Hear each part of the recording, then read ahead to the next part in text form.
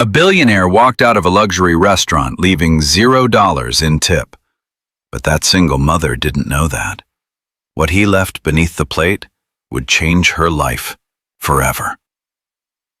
There are moments in life that aren't loud, no thunder, no warning. They arrive very quietly, like a thin cut, but deep enough to change everything. The bill slipped to the restaurant floor with a very soft sound, so soft that almost no one noticed. But Emily Carter did. The thin piece of paper slid across the polished stone tiles, spun once, then came to a stop, face up.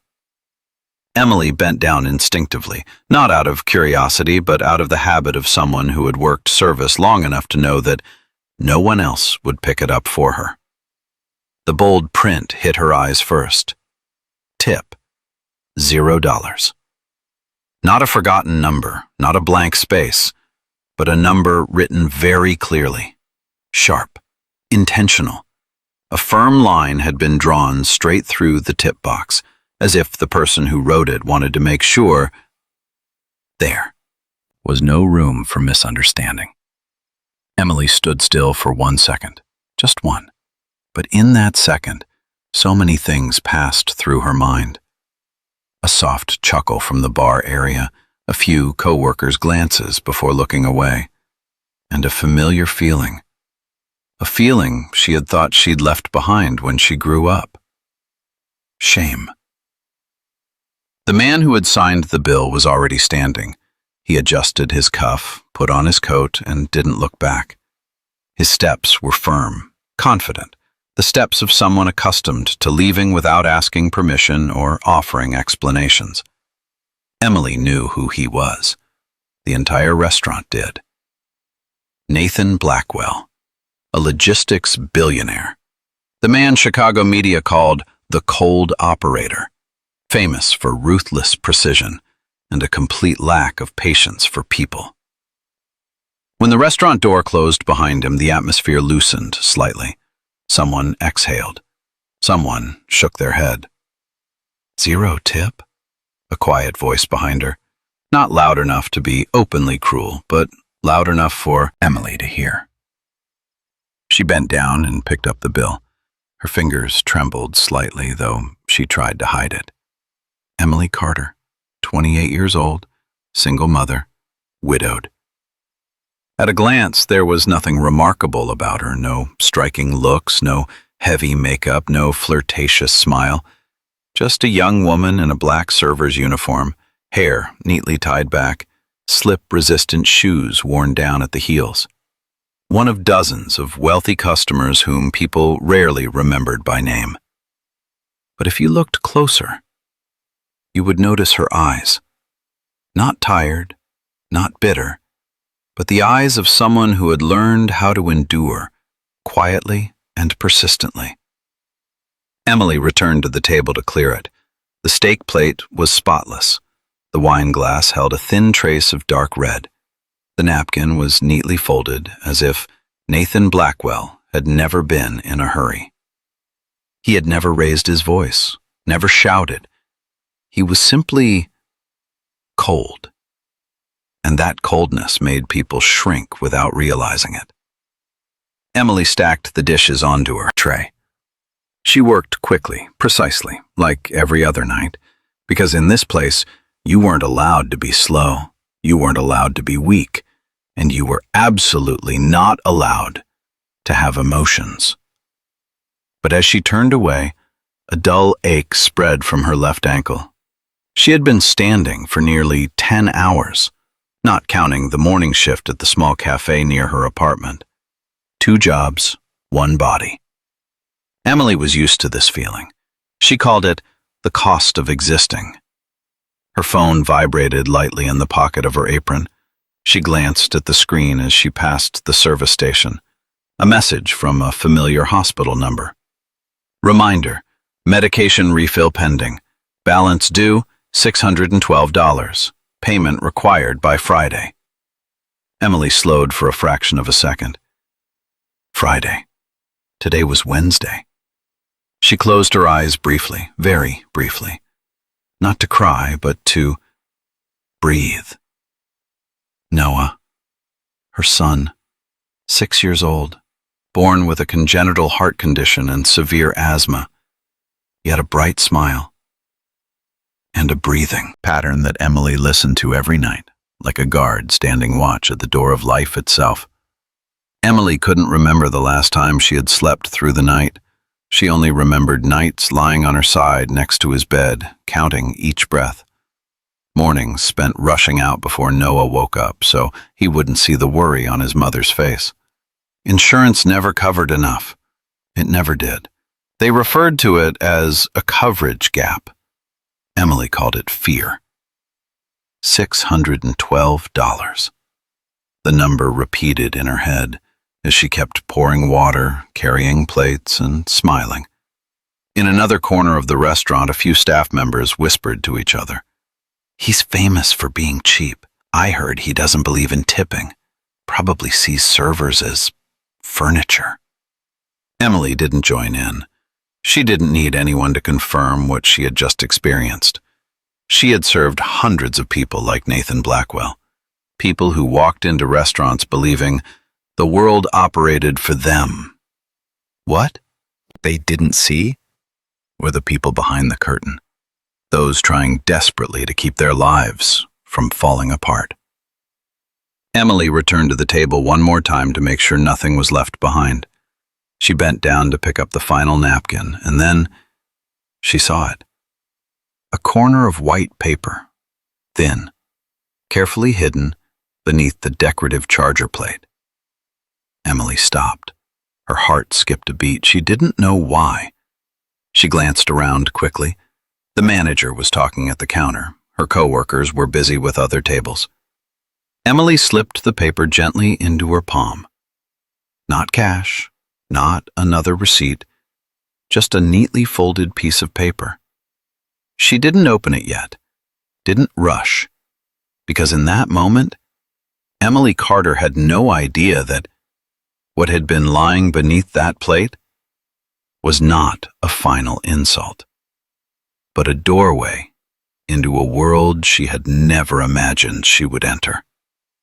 And that the $0 tip on that bill, it was only the beginning. Emily didn't open the paper right away. She held it in her palm as if it were something fragile, not because she was afraid of tearing it, but because she was afraid that once she opened it, nothing would be the same again. She kept clearing the table, stacking plates, wiping the surface, pushing the tray toward the dishwashing area. Every movement was by the book, the right speed, the right rhythm, except that, in her mind, there was nothing left but the cold sensation crawling up her spine. Emily had been a server long enough to understand one thing. Customers don't leave random things behind, especially people like Nathan Blackwell. He wasn't the kind of man who forgot belongings, nor the kind who played meaningless jokes. If something had been placed beneath that plate, it had been put there intentionally. As Emily turned toward the staff area, she could clearly feel a few coworkers' eyes following her. Not malicious, just curious. She didn't stop, didn't say anything. She just walked a little faster. The metal door leading into the break room closed softly behind her, separating Emily from the restaurant's noise. Here, the fluorescent lights were pale and harsh. No music, no laughter. Emily leaned her back against the lockers for a few seconds. Inhale, exhale. Then she unfolded the paper. Just a few lines, bold handwriting, decisive, no decoration, no explanation. If you're genuinely willing to do anything for your child, prove it. Dock 47, midnight. Alone. Emily reread it. A second time, a third, each time her heart beat one step faster. Dock 47. She knew that place. Anyone who had lived in Chicago long enough knew Dock 47 wasn't meant for ordinary meetings. During the day, it was an old cargo loading area on the south side of the city. At night, it became a dark void where streetlights were sparse and the wind off Lake Michigan carried the cold, metallic smell of steel. A place people didn't go to voluntarily without a reason. Emily folded the paper back up. Her fingers trembled slightly. In her mind, thoughts collided all at once. This was wild. A billionaire asking a server to meet him at the docks at midnight. This couldn't end well. Every maternal instinct screamed, "Don't go." But another voice, quieter, deeper, whispered inside her, "What about Noah?" Emily pulled out her phone. Her lock screen was a photo of Noah grinning widely, both hands raised to show off his inhaler, freshly covered in stickers. That smile. It was the only thing that kept Emily standing through days without light. She checked the time. 9:18 p.m. 9:18 p.m. 9:18 p.m. 9:18 p.m. 9:18 p.m. Her shift wasn't over yet. Emily slipped the paper into her apron pocket right beside the hospital notice. 2 thin pieces of paper, 2 different paths, and both weighed heavily. She returned to the restaurant floor. Everything continued as usual, the clink of cutlery against plates, soft conversations, the gentle ring of glassware. This world had no idea. That one person's life had just taken a sharp turn. "Emily, table 12 needs more water," the manager's voice rang out. "Yes," she replied, calm and even. No one noticed that behind that polite smile, Emily was standing before the most dangerous decision of her life. Her shift ended at 10:45. Emily changed faster than usual. No small talk, no lingering. She stepped out into the parking lot behind the restaurant. The night wind swept between tall buildings, carrying Chicago's early winter chill, a cold that slipped through her thin coat and pressed straight against her skin. Emily sat in her old car. The engine started rough and raspy. She didn't drive right away. Her hands rested on the steering wheel. Her eyes stared straight ahead. Dock 47.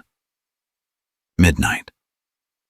"I just need you to live a little longer," she whispered, unsure of whom she was speaking to. Emily turned the ignition fully. The car rolled out of the lot, merging into the city's sparse nighttime traffic. Highway lights stretched into blurred streaks across the windshield. She thought of Noah sleeping at the babysitter's house.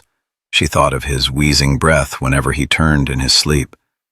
She thought of Friday morning approaching like a verdict. There are decisions with no safe choice, only necessary ones. Emily arrived at Dock 47 at 11:53. The docks were silent. Metal containers were stacked high, dark and looming like forgotten blocks of memory. A tall floodlight flickered in the distance, casting a weak yellow glow over cracked concrete. Emily turned off the engine. In that moment, she almost turned back. Just a twist of the steering wheel. Just go home. Just hold Noah and forget everything. But then, she opened the car door. The sound of metal echoed through the quiet night, unnaturally loud. Emily pulled her coat tighter and walked toward the docks. A black SUV was parked near a warehouse. Its headlights were off, but the engine was still running like a beast, waiting. The window rolled down. A large man wearing an earpiece scrutinized Emily from head to toe. "Emily Carter?" His voice was dry. "Yes," she swallowed. He nodded and spoke briefly into a radio, then tilted his head toward the warehouse's steel door. "Go inside. Walk straight until you see the light." Emily paused for a beat. "And if I don't go in?" she asked. The man looked at her, his expression unchanged. "Then you turn around, and this never happened." Emily understood. No coercion, no threats, just a door. She stepped forward and pushed open the heavy steel door. Inside, the space opened up vast and overwhelming. Rows of containers stretched out like a maze. Industrial lights hung high above, illuminating only a single area at the center. A folding table, 2 metal chairs, and Nathan Blackwell. He wasn't wearing a coat.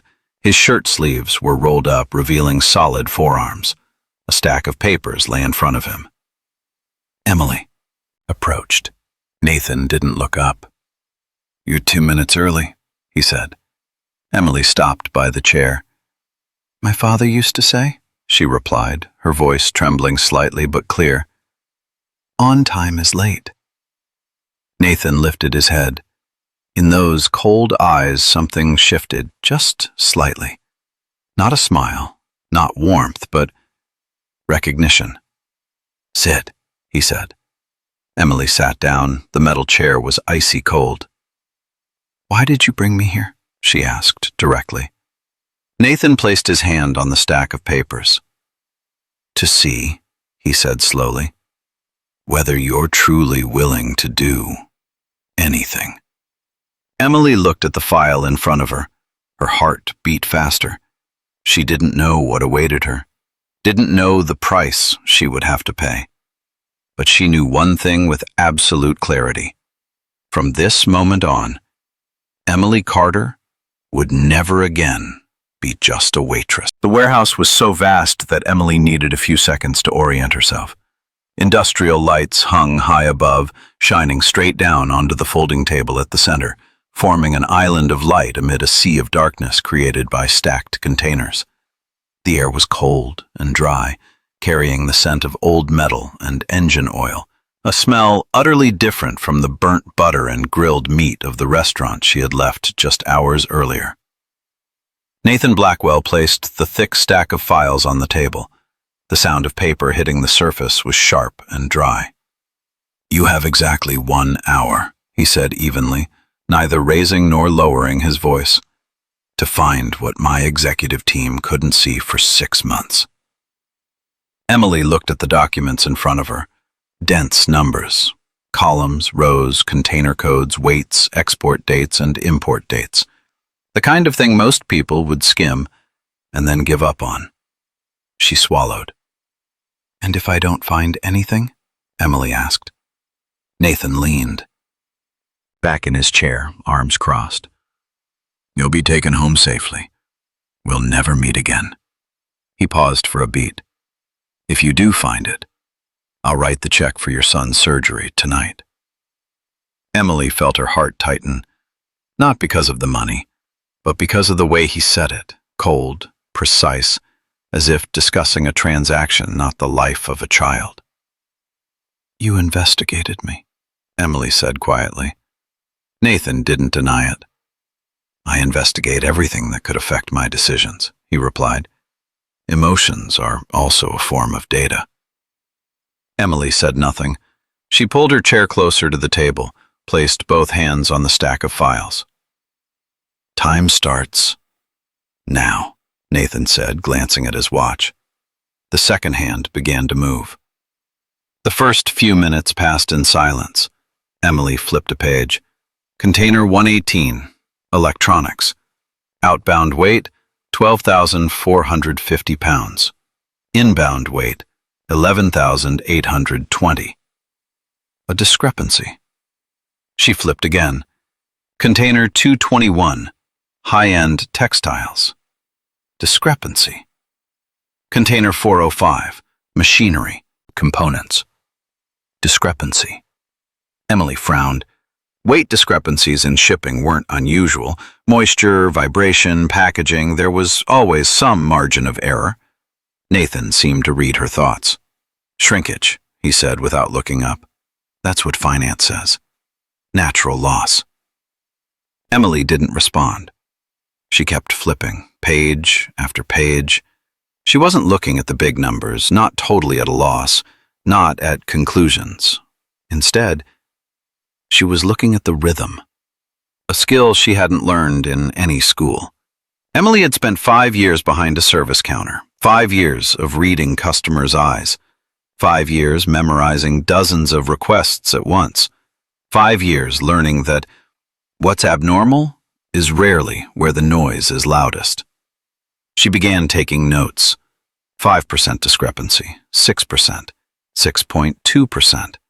Always within the same range, not large enough to trigger alarms, not small enough to ignore. She stopped. "Have you noticed this?" Emily asked. Nathan looked up. "Noticed what?" Emily turned the stack toward him. "All the missing shipments lose almost the exact same percentage," she said. "That's not random." Nathan scanned the pages. "That's why my team believes it's a system error," he replied. "Machines." Emily shook her head. "If it were machines, the percentages would fluctuate more," she said, her voice growing steadier. "This looks more like a human hand." Nathan fell silent. Emily continued. She flipped to the column on the far right, one that few people paid attention to. Small notes about the weight measured at the crane. She compared them. Crane-measured weight didn't match the weight listed on the warehouse release forms. Emily felt a chill crawl up her spine. "There are two measurement systems," she said slowly. "One automated, one entered by a person."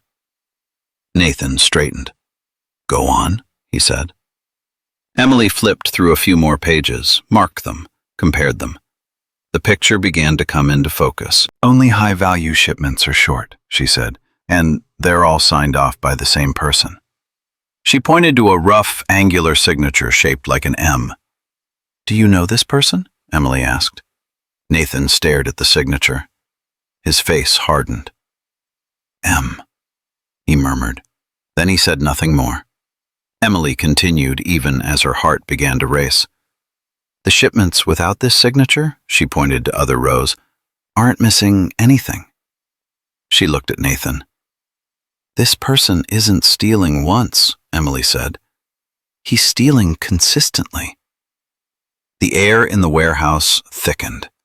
Nathan stepped closer to the table.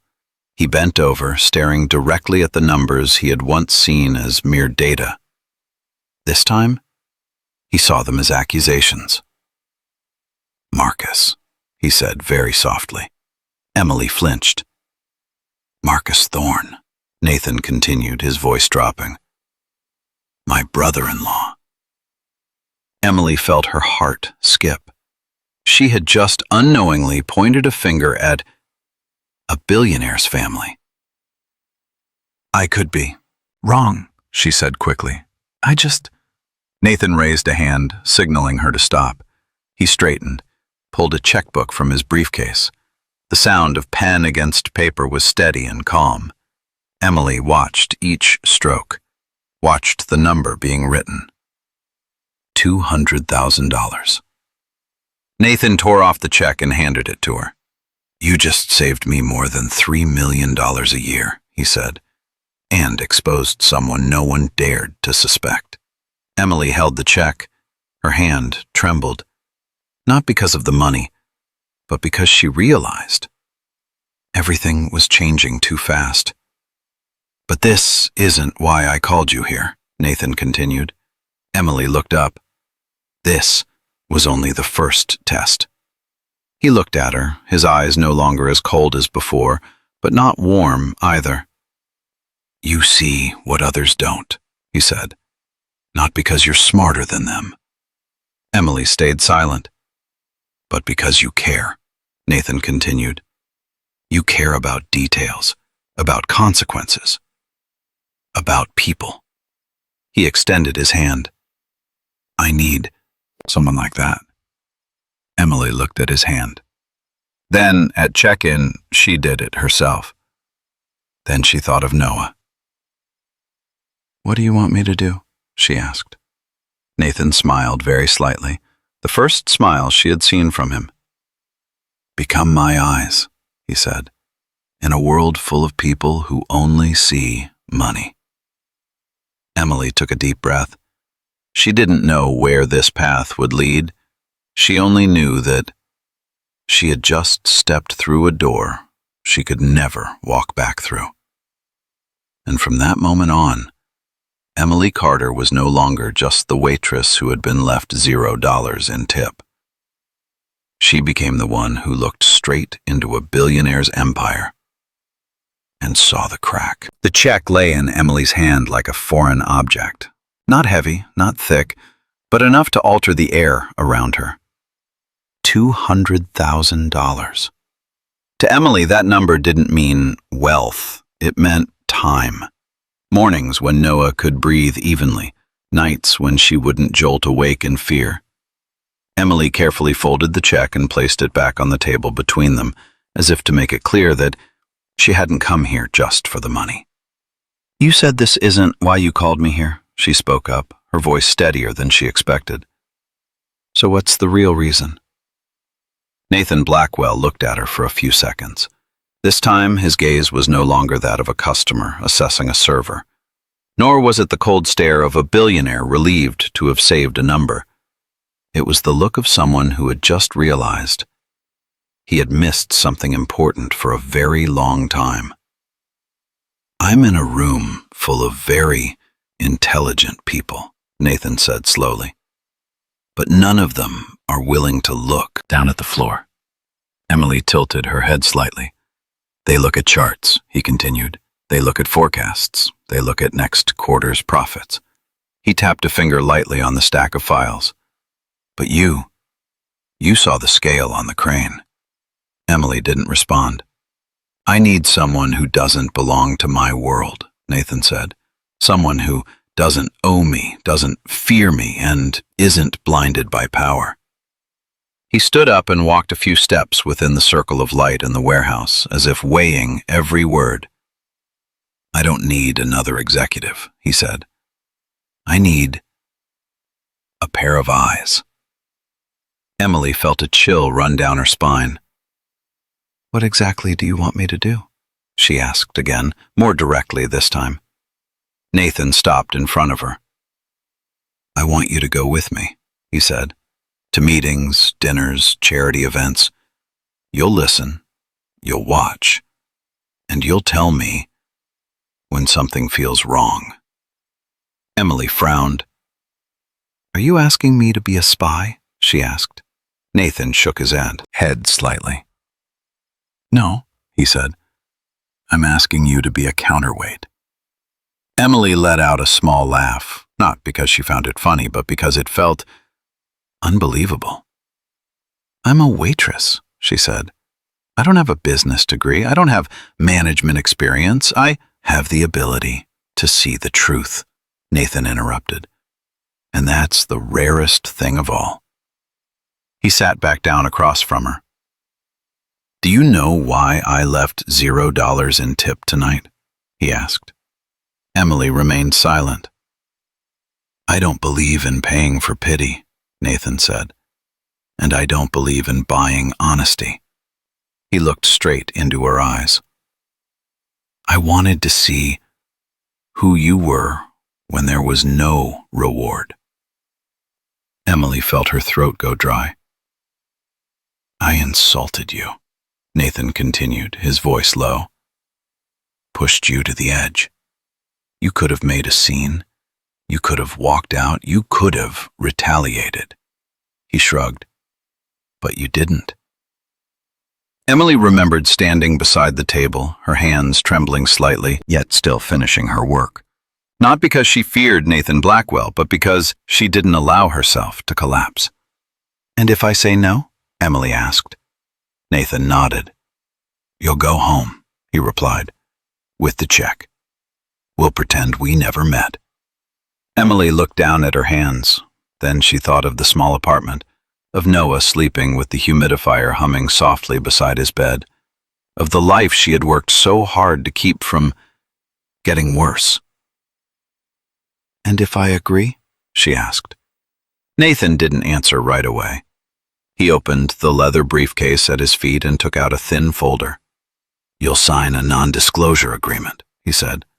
"You'll quit your restaurant job tonight. Your salary will be enough that you won't have to count every dollar anymore." Emily frowned. "But in return," Nathan continued, his tone sharpening, "you'll step into a world with no mercy." He leaned forward. "A world where mistakes aren't forgiven, and where what you know is never forgotten. Emily understood clearly. This wasn't a pretty offer. It was a door opening, and behind it lay a battlefield. She took a deep breath. "I have one condition," Emily said. Nathan raised an eyebrow. "My son," she said slowly. "His surgery, his follow-up care. I need to be sure—" "Everything," Nathan replied instantly without hesitation. "Private healthcare, the best doctors, no limits." Emily nodded. "And one more thing," she said. "I don't want to become a tool." Nathan looked at her for a long time. "You'll never be a tool," he said.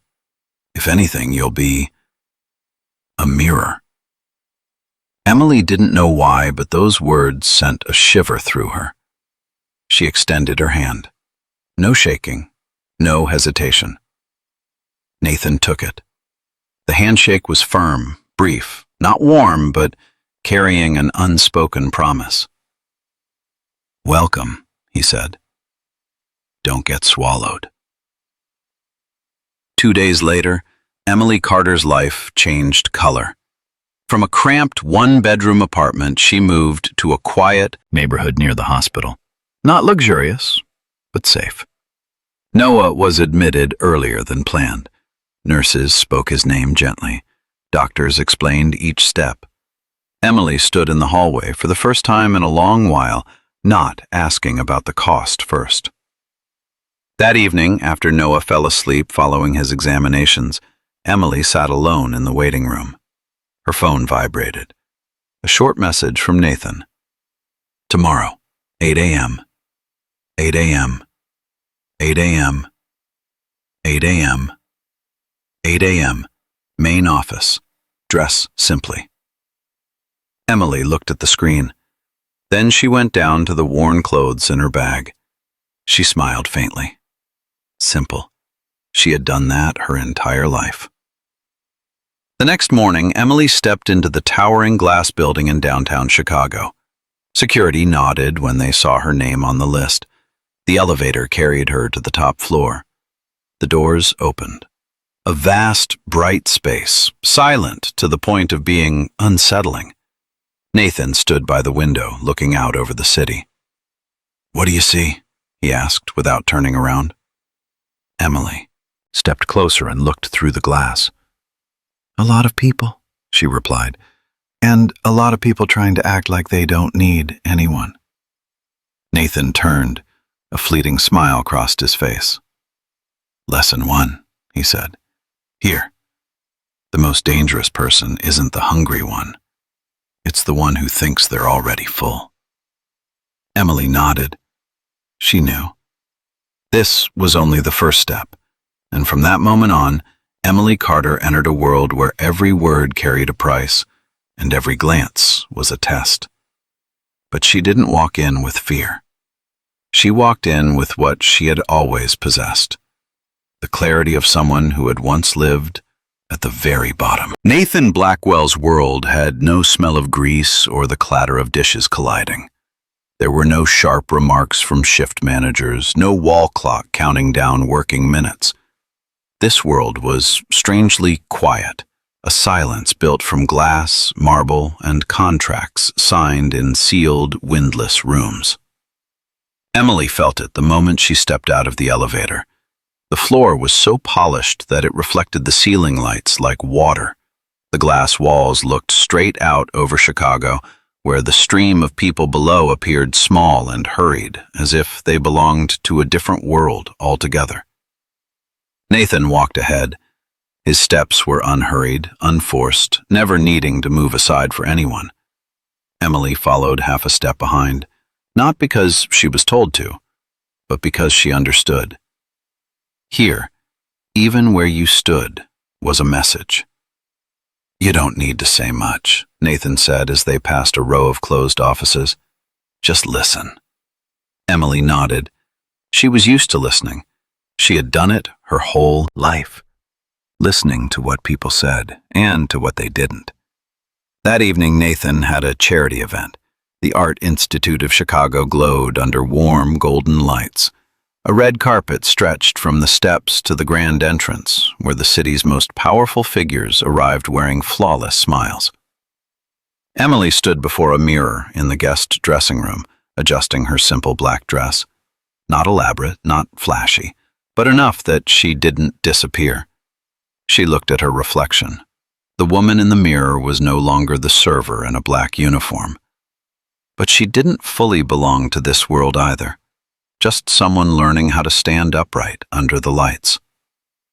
"Are you ready?" Nathan asked as the door opened. Emily turned. "Yes," she replied. They stepped out together. Camera flashes fired in rapid bursts. Laughter, greetings, the soft clink of champagne glasses. Emily felt her heart beat a little faster. Not from fear, but because every sense she had was wide open. Nathan leaned in, speaking quietly, just loud enough for her to hear. "Remember the second lesson," he said. "Here, everyone smiles. But not everyone is happy." Emily nodded. They hadn't taken 10 steps when a voice sounded behind them. "Nathan, darling." A low, smooth female voice, trained to sound intimate without losing control. Emily turned. The woman standing before them was tall and slender, wearing a form-fitting red dress. Blonde hair fell lightly over her shoulders, sharp blue eyes accustomed to looking at others from above. "Victoria Hale," Nathan said evenly. "You're early." Victoria smiled and placed a hand on Nathan's arm, a familiar gesture, but not a warm one. Then her gaze shifted to Emily.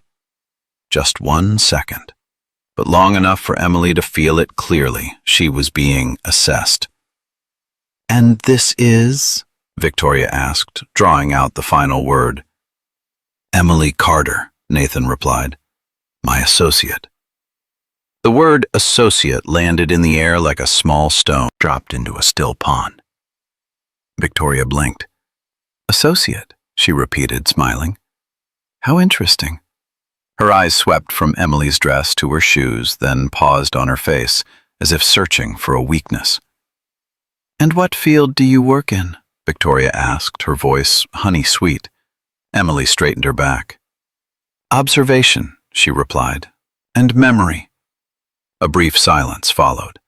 Nathan tilted his head slightly as if hiding a smile. Victoria laughed softly. "That's adorable," she said. "But here, my dear, people don't come to be observed. They come to be seen." Emily met Victoria's gaze. "I know," she said. "I used to be the one standing in the corner, seeing everything, while no one noticed." The smile on Victoria's lips stiffened, just slightly, but Emily noticed. The party continued. Emily didn't stay beside Nathan the entire time. She drifted away, blending into the crowd, quietly, without drawing attention. She stood near groups engaged in half-open, half-guarded conversations, discussions that sounded social but carried calculation underneath. "The stock will fluctuate if that deal isn't closed this month. The board is losing patience. Victoria wants more influence." Emily memorized. Not the exact words, but the tone. When someone said, "not worried," yet tightened their grip on their glass. When someone laughed too loudly at an ordinary remark. When eyes flicked quickly toward Nathan, then away. She realized something very clearly. In this world, no one says exactly what they want. They speak in circles to see who is sharp enough to understand. In another corner of the room, Emily saw Victoria speaking with several older men.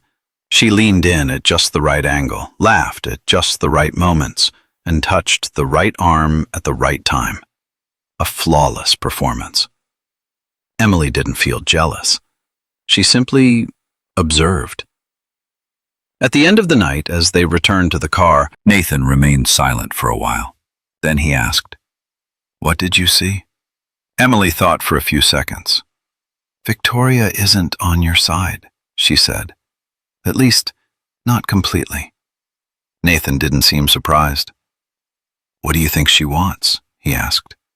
Emily looked out the window where the city lights receded into the distance. "Control," she replied. "Not money, not fame, but the right to decide when you're no longer there."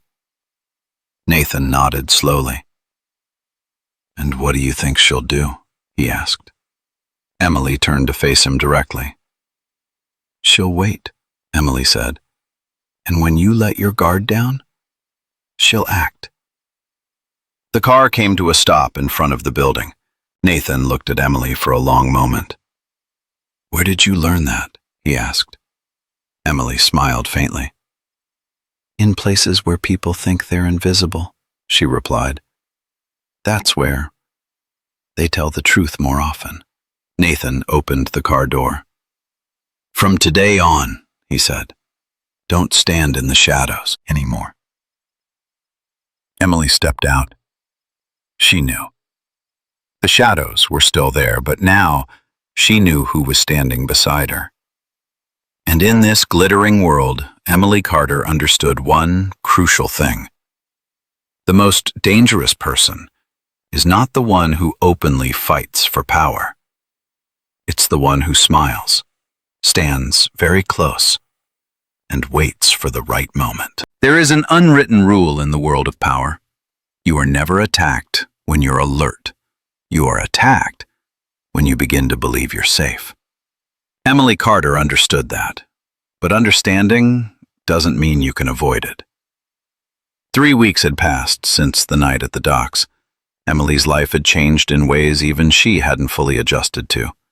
Every morning, she entered the glass tower of Sterling Logistics using a keycard engraved neatly with her name.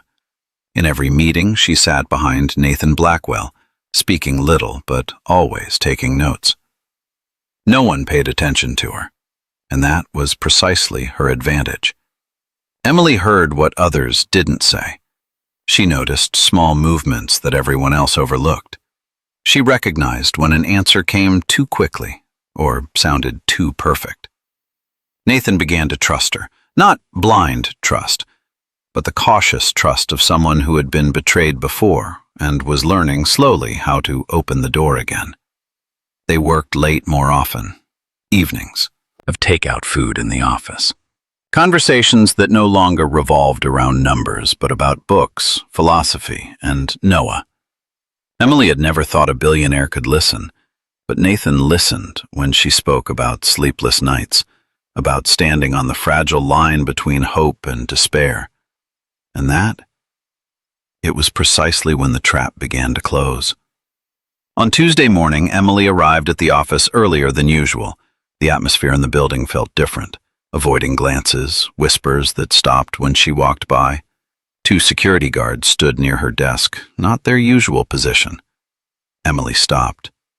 Her intuition, the thing that had saved her more than once, stirred quietly. She set her bag down. Hadn't even sat yet. "Emily Carter." The voice came from the corner office. Victoria Hale stepped out. Today, Victoria wasn't wearing a gala gown or party attire. She wore a crisp, white suit, sharply tailored, her hair pulled back neatly. An image of power, carefully constructed. "He's waiting for you," Victoria said, her tone frighteningly calm. Emily didn't ask who. She knew. Nathan's office was darker than usual. The curtains were drawn. The only light came from the computer screen glowing on the desk. Nathan stood with his back turned. "Sit down," he said. His voice was no longer warm. Emily sat. She saw it immediately. The familiar steel eyes had returned. No gentleness, no trust. Only the coldness of someone who had just been struck at the deepest point. "Did you think I wouldn't find out?" Nathan asked, without turning around. Emily frowned. "Find out what?" she asked, her heart beginning to race. Victoria placed a tablet on the desk. The screen lit up. Lines of text scrolled down the display. File transfer log, 3:17 a.m. 3:17 a.m. 3:17 a.m. 3:17 a.m. 3:17 a.m. Destination: Omnicore Holdings. Emily felt the blood in her veins turn cold. "You sent internal data to a competitor," Nathan said, his voice dropping. "Information on the merger deal, bid prices, strategy." Emily jumped to her feet. "No," she said immediately. "I didn't do that." Nathan turned around. The pain in his eyes was greater than she expected. "The data was sent from your account," he said. "The IP address matches the area where you live." Emily shook her head. "I don't have access to Omnicore's servers," she said, her voice trembling but firm. "And I didn't send anything." Victoria crossed her arms, her smile faint. "What a coincidence," she said. "Just like the $50,000 that was transferred into your account this morning." Emily spun toward her. "What?" Nathan threw a stack of papers onto the desk. Bank statements. Recipient name: Emily Carter. She stared at the number. The air seemed to drain from the room. "That money isn't mine," Emily whispered. "I don't know where it came from." "Just like you didn't know how you ended up here," Victoria said sweetly. "A poor waitress, sick child. Such a perfect story to earn sympathy." Emily turned to Nathan. "She's lying," Emily said, her voice hoarse. "You know me. I saved this company." Nathan closed his eyes for a second. When he opened them, what Emily saw wasn't anger. It was not very pleasant. "That's what hurts," Nathan said slowly. "I trusted you." Emily felt her throat tighten. "I let you into my home," Nathan continued. "Into my work. Into my life." His hand clenched. "And you betrayed me." "No!" Emily broke down. "I didn't do it. Victoria is setting me up." Victoria chuckled softly. "You're very imaginative," she said, "but all the evidence is right here." Nathan turned away. "You're fired," he said, his voice cold enough to hurt. "Effective immediately." Emily stood frozen. "Security will escort you out of the building," Nathan continued. "You have 1 hour to collect your belongings." Emily trembled. "What about Noah?" she asked, her voice nearly breaking. "His insurance—" "You should have thought about that," Nathan cut in, "before you betrayed me." 2 security guards entered. Emily stepped back. "You can't do this," she said, tears spilling over. "I'm not that person." Nathan didn't look at her again. "Take her out," he said. It was raining. Not heavy rain, just a steady drizzle, the kind that makes everything look grayer. Emily stood outside the gated complex, 2 suitcases at her side. The iron gate closed behind her with a dull metallic clang. She had no car, no job, no insurance for her child, and most importantly, she had just lost the only person who believed in her in this world. Emily sank to her knees, covering her face with her hands. She had hit rock bottom before, but this time, the fall came from far too great a height. Her phone vibrated in her pocket. A message from the hospital. "Please confirm insurance coverage for Noah's next treatment." Emily laughed through her tears. "Please confirm," she whispered. "With what?"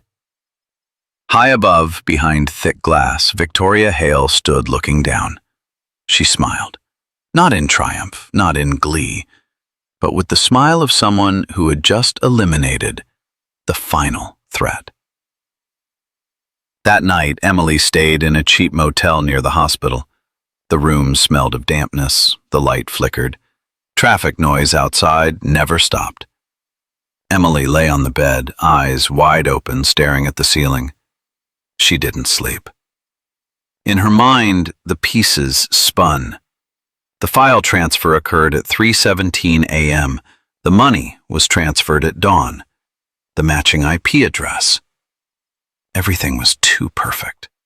And then, a sentence Nathan had once said at the warehouse echoed in her mind.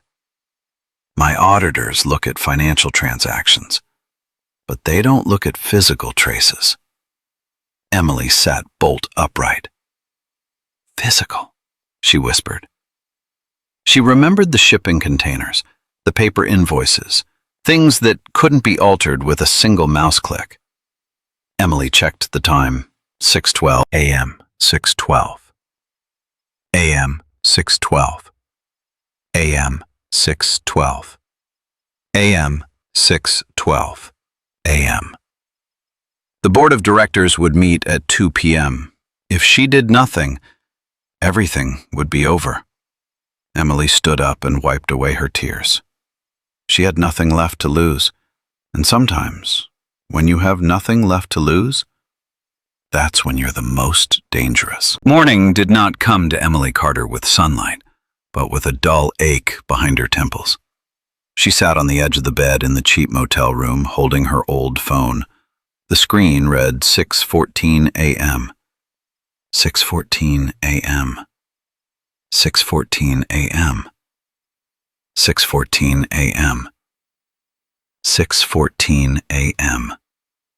Outside the window, the city of Chicago was waking up, unaware that for a single mother, time was moving like a sentence being carried out.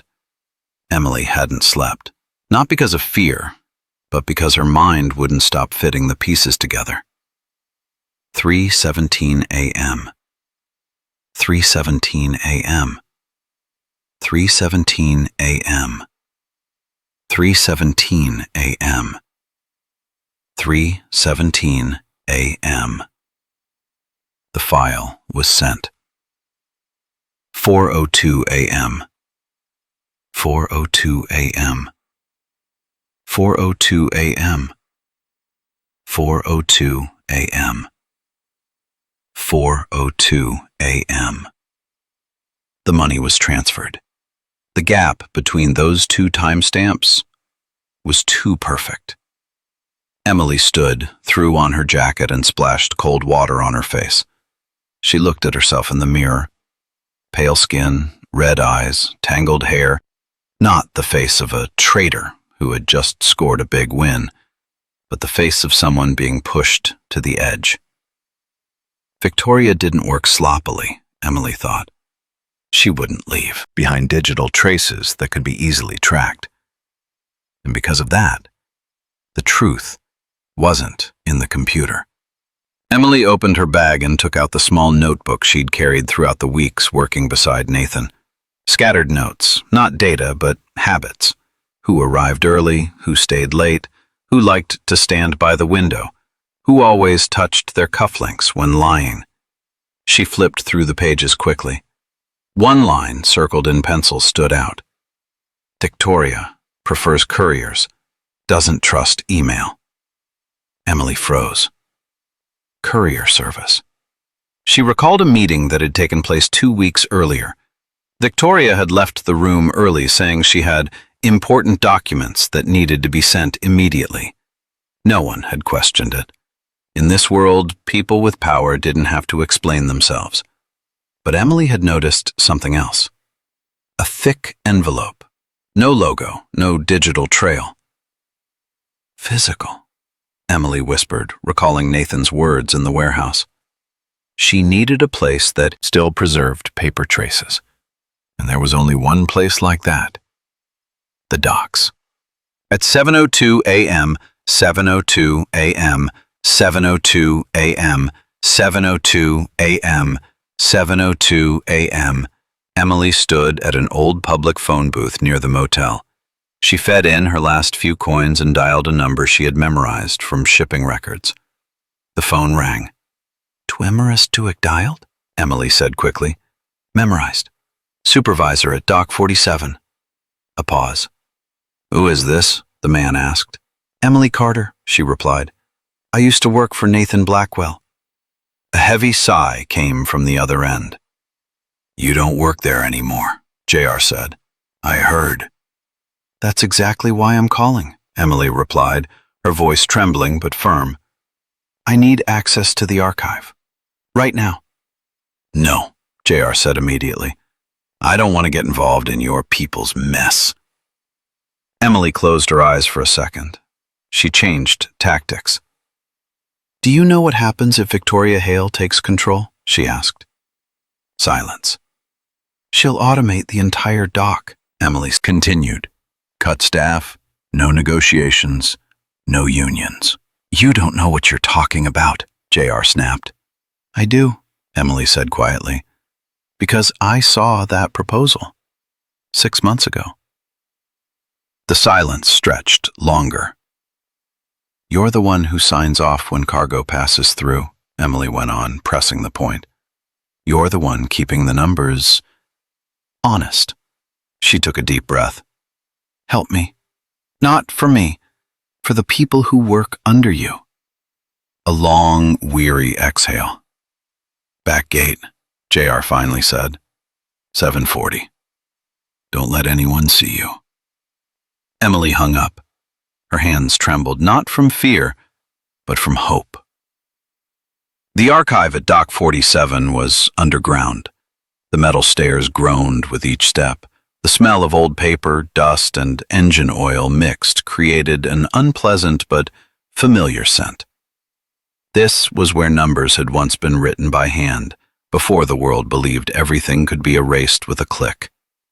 JR stood at the door, arms crossed. "You've got 20 minutes, he said. "After that, I don't know who you are." Emily nodded. She dove into the rows of filing cabinets. She didn't look for her own name, didn't look for Nathan. She looked for Victoria. Expense invoices, courier receipts, client lists. Then she found it. An old receipt, thick paper, one corner slightly folded. Express courier service, shipment of a data hard drive. Sender, V. Hale. Recipient, Omnicore Holdings, Legal Department. Sent 2 weeks ago. Emily held her breath. Victoria hadn't sent the data last night. She had sent it earlier. Last night was just a performance. Emily kept flipping. She needed one more thing, proof of the $50,000 transfer. She recalled the bank statement Nathan had thrown onto the desk. Transaction timestamp, 4:02 a.m. 4:02 a.m. 4:02 a.m. 4:02 a.m. 4:02 a.m. Emily turned to the dock shift log. One line was highlighted. Blackwell Yacht, docked at East Pier, 3:45 to 5:30. Her heart pounded. Nathan had been at his estate, she knew that. But Victoria wasn't. She had been on the yacht, and the banking system recorded the IP from the water. Emily gathered the documents, pressing them against her chest. "JR," she called. He turned, looking at the stack of papers in her hands. "You find what you needed?" he asked. Emily nodded. "Enough to raise doubt," she said. "And doubt is all I need before a vote." JR studied her for a long moment. "You sure?" he asked. "They don't play fair." Emily gave a sad smile. "I've never played on a fair field," she said. 1:12 p.m. Emily sat in the back of an old taxi, gripping the folder tightly. Outside the window, the Chicago sky was gray. Traffic crawled as if deliberately trying to slow her down. The board meeting started at 2 p.m. If she were late, everything was over. The driver glanced at her in the rearview mirror. "You okay?" he asked. Emily took a deep breath. "Just get me there," she said, "as fast as you can." The car surged forward. Emily closed her eyes for a few seconds. She thought of Noah, of his morning smile, of the silent promise she had made to herself while standing in the rain outside the gated estate. "I won't let them write my story." She opened her eyes. The glass tower of Sterling Logistics rose ahead. The dashboard clock crept toward 1:52. Emily swallowed.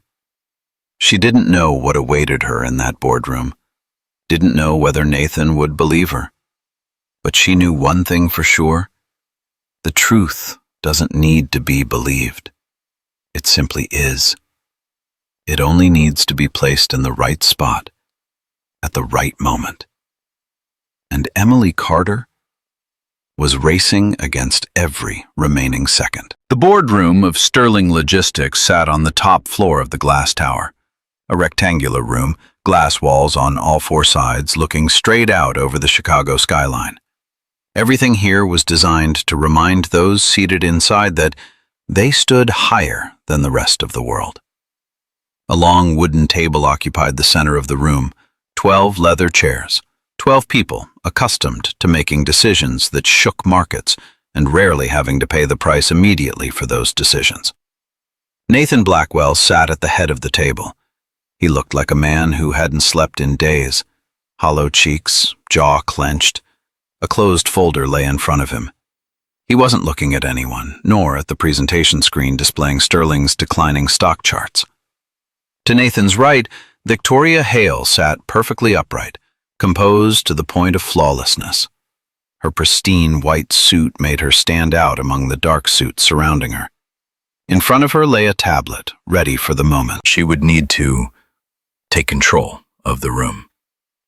"Let's begin," the acting chair said, his voice dry. Victoria stood. "Before we move on to routine agenda items," she said, her tone gentle but precise, "I believe the board needs to be briefed on a serious data breach that occurred last night." Several board members exchanged glances. Nathan did not react. "Our partner, Omnicore, has withdrawn from the merger," Victoria continued, "and the market has responded." She tapped the tablet. On the large screen, a glaring red number appeared. -12%. A wave of murmurs spread through the room. "The cause," Victoria said, lowering her voice, "was the unauthorized transfer of internal strategic data to a competitor." She turned toward Nathan, her expression a mix of sympathy and reproach. "This raises a very serious question," Victoria said, "about the judgment of the executive leadership." Nathan looked up. For a moment, Emily was not yet in the room, but Nathan's silence made the air thick. "I warned against this," Victoria continued. "Allowing an unqualified individual into the inner circle was a risk." She paused. "And now, that risk has materialized. A board member cleared his throat. "What are you proposing, Victoria?" he asked. Victoria took a breath, as though she had been waiting for that question all along. "I propose that the board initiate a vote of no confidence in the CEO," she said, "and appoint an interim leadership team to stabilize the company." Several eyes turned toward Nathan. He remained silent. Victoria placed her hand on the table. "This is not a personal attack," she said. "This is responsibility." "Responsibility," a deep male voice interjected, "is ensuring that the full truth is told." The boardroom doors burst open. Everyone turned. Emily Carter stood in the doorway. Her hair was disheveled from the rain. Her dark coat was still damp. In her hands, she clutched an old canvas bag against her chest like a shield. Two security guards behind her moved forward. "You're not authorized to be here," Victoria snapped, her voice sharp as a blade. "She's a traitor. Remove her immediately." Emily did not step back. "Not yet," she said, her voice trembling but strong. "Not yet." Nathan stood abruptly. "Emily?" he said, unable to hide his confusion. "What are you doing here?" Emily walked into the room. Each step echoed across the wooden floor, painfully evident in the absolute silence. "I'm here to tell the truth," Emily said. "And the truth doesn't need an invitation." "You're disrupting an official meeting," Victoria hissed. "Do you have any idea of the consequences?" Emily turned to her. "Yes," Emily said, "but not the consequences you're thinking of." She opened the bag and pulled out a thick stack of documents. She threw them onto the table. The papers slid across the polished wood, coming to rest directly in front of Nathan. "What is this?" a board member asked. "Courier receipts," Emily replied, "for a data hard drive sent from Victoria Hale to Omnicore 2 weeks ago." Victoria laughed loudly. "This is absurd," she said. "Anyone could fabricate—" "There's a tracking number," Emily cut in, "and a recipient signature." Nathan bent down and picked one up. He stared at the fine print, his face drained of color. "And this," Emily continued, her voice steadier now, "is the bank statement showing the $50,000 transferred into my account." "You just admitted," Victoria began. "No," Emily said. "This is the transaction confirmation time." Emily pointed to the number on the page. 4:02 a.m., 4:02 a.m., 4:02 a.m., 4:02 a.m., 4:02 a.m. "The IP address doesn't originate from my apartment," Emily said, "but from the Blackwell yacht." The room fell into deadly silence. Nathan snapped, his head up. The yacht. He knew. There had been only one person there that night. Victoria stepped back. "That's enough," she said, her voice shaking slightly. "You're making this up. Nathan raised his hand. "Let her finish," he said. His voice was cold. Very cold. Emily took a deep breath. "Victoria didn't send the data last night," Emily said. "She sent it 2 weeks ago on a physical hard drive. Last night," Emily continued, "was just a staged scene to frame me." Victoria looked around. No one was looking at her. Nathan lowered his head, rereading every line. Then he looked up. "Verify the tracking code," Nathan said. "Now." A board member typed rapidly on his laptop. "Confirmed," he said after a few seconds. "The hard drive was delivered to Omnicore's legal department." Victoria went pale. "What did you do, Victoria?" Nathan asked, his voice low and terrifying. "I did it for us," Victoria screamed. "You changed. You started listening to her, a person who doesn't belong in this world." "No," Nathan said. "I started seeing." He turned to the board. "The vote of no confidence," Nathan said slowly, "is void." He looked directly at Victoria. "And you," he said, "have just committed federal fraud." The boardroom doors opened again. 2 police officers stood there. Victoria spun around. "You can't!" she screamed. But no one stood with her anymore. As Victoria was led away, her eyes flicked toward Emily, no longer contemptuous, no longer confident. Only fear. Silence filled the room. Nathan turned to Emily. He looked at her for a long time. "You came back," he said softly, "after everything I did." Emily nodded. "Not for you," she said, "but for the truth." Nathan closed his eyes. In that moment, the Ice King was gone. All that remained was a man who had just realized he had nearly lost the most valuable thing of all. And in the room where power had tried to bury them, truth, a woman once considered invisible, had forced everyone to face it. The boardroom slowly emptied. The leather chairs that had once held people accustomed to power now left only faint impressions on the wooden floor, like the traces of a storm that had just passed. Footsteps faded down the hallway. Elevator doors closed, cold and final. Only 2 people remained. Nathan Blackwell stood at the head of the table, Emily Carter stood near the door. Between them stretched the space of everything that had been said and everything that had not yet been said. Nathan was the first to break the silence. "You can go," he said, his voice low, no longer sharp as before. "I'll understand if you don't want to stay another second." Emily didn't answer right away. She set her canvas bag down on a chair, took a deep breath in, then let it out. "I didn't come here to stay," she said quietly. "I came here to end something." Nathan turned to look at her.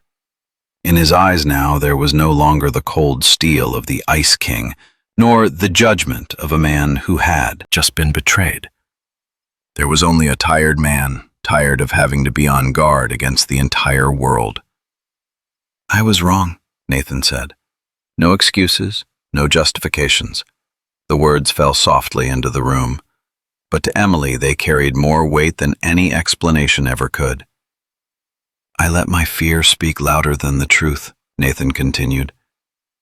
"I let the past decide the present." Emily listened. She didn't nod, didn't argue. She just listened, as she always had. "I believed the most convenient evidence," Nathan said, his voice roughening, "because it allowed me to avoid facing the possibility that I had chosen the wrong person to suspect." He paused. "And that person was you." Emily's hand tightened slightly. She remembered standing outside the gate in the rain, the sound of the iron gate closing, the feeling of being thrown back into her old world without explanation, without a chance. "I thought you were different," Emily said. Her voice wasn't angry, just tired. Nathan lowered his head. "I thought so too," he replied, "until I realized I was still using the same ways to protect myself." Silence returned. This time, it wasn't heavy, it was necessary. Emily took a few steps closer to the table. "Do you know what made me come back?" she asked. Nathan looked up. "Not the company," Emily said. "Not the money, and not you." Nathan listened. "I came back," Emily continued, "because I couldn't let a lie become the truth, just because it was convenient for those in power." She met his eyes. "And because I don't want my son to grow up in a world where the truth belongs only to the strong." Nathan closed his eyes, this time not to avoid, but to accept. "I owe you an apology," he said. "Not as a CEO, but as a human being." Emily nodded. "You've apologized, she said. "Now comes the harder part." Nathan looked at her. "What do I have to do?" he asked. Emily thought for a few seconds. "Trust me," she said, "but not with words." Nathan understood. An hour later, when Emily stepped out of the glass tower, the Chicago sky had brightened. The rain had stopped. Small puddles reflected pale sunlight, not dazzling, but enough to see the way forward. Emily stood on the steps and pulled out her phone. There was a new message from the hospital. "Insurance has been confirmed. Noah's next treatment will proceed as scheduled." Emily closed her eyes. This time, the tears fell from relief. That afternoon, Nathan Blackwell convened the entire executive team, not to explain, not to justify, but to act. He announced the cancellation of the Omnicore deal, launched a comprehensive internal audit, and, most importantly, he took responsibility publicly.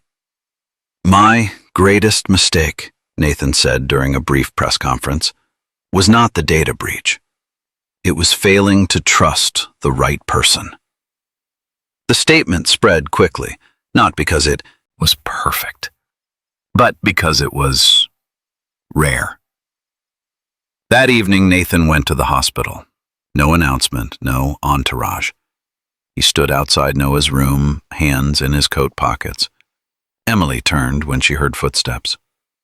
"I'm not sure I have the right to be here," Nathan said, "but I wanted to see him."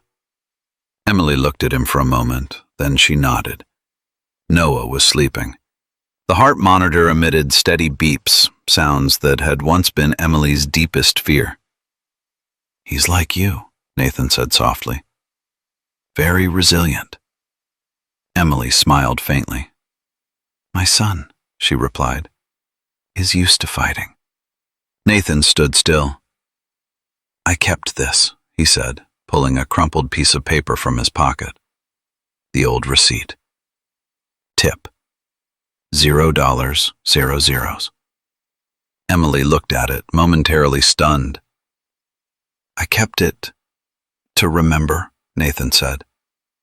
"To remember that there were moments in my life when I chose wrong."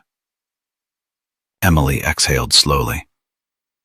"I was very angry," she said. "But if it weren't for that receipt, I wouldn't be here." Nathan looked at her. "And without you," he replied, "I would have lost everything, while still believing I was right." They stood together for a long time. No one spoke about the future. No promises were made.